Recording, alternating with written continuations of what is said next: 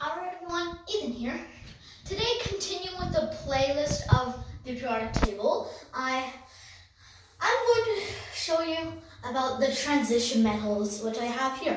If you can see in the background, I am missing a whole row, 104 all the way to 112. So I'm just going to explain the ones that I did collect. So starting with scandium. Scandium, I have little bits of rock. This rock has scandium widespread throughout it, so it only has only 20 atoms of it or so, but here it is.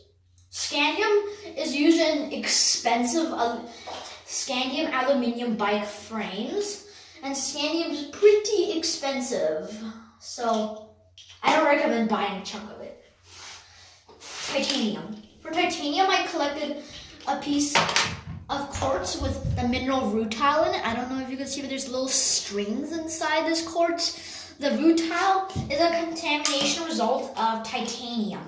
So that's why I collected this for titanium. Titanium is, if you know this metal very well, you know that titanium is very sturdy. It's used in armor, lots of other defensive materials. It's guns and weapons and so on. Here, vanadium. This is a screw head that has bits of vanadium in it. The vanadium helps it to be tougher, and so it won't break as easily. Vanadium is actually helps it not to be very brittle when it's cooled down to liquid nitrogen temperatures. So here it is. Chromium. For chromium, I decided to collect this piece of red jasper because the red color actually came from chromium oxides within this mineral.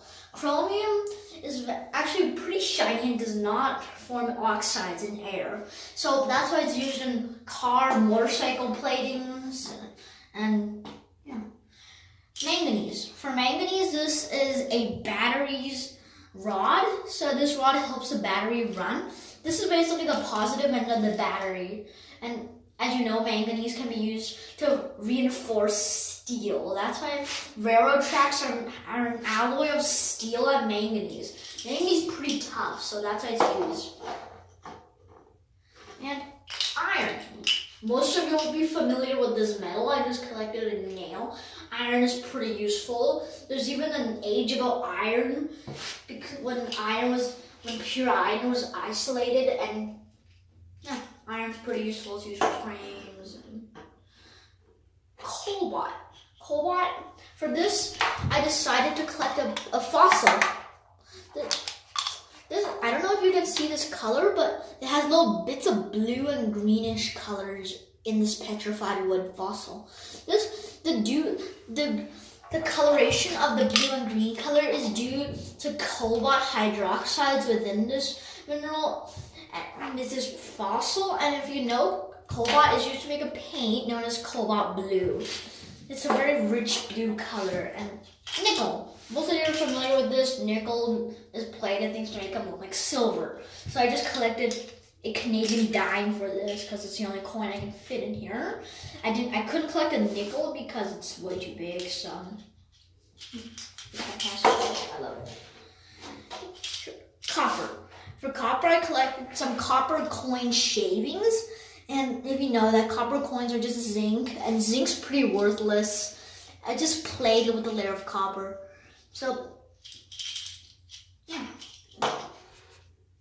Zinc. For zinc, I decided to collect a zinc battery. The cathode, which is the negative end of this battery, is a inner shell inside this battery. And zinc was used in India and China long before it was identified as a new element.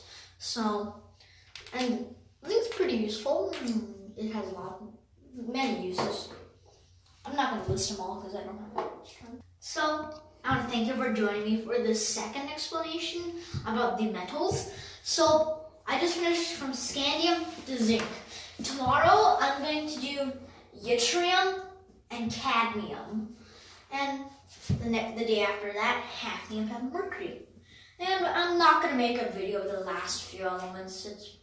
It's impossible to collect. And yeah, so thank you for joining me today. I'll talk to you then. I'll talk to you in the next one. Talk to you then.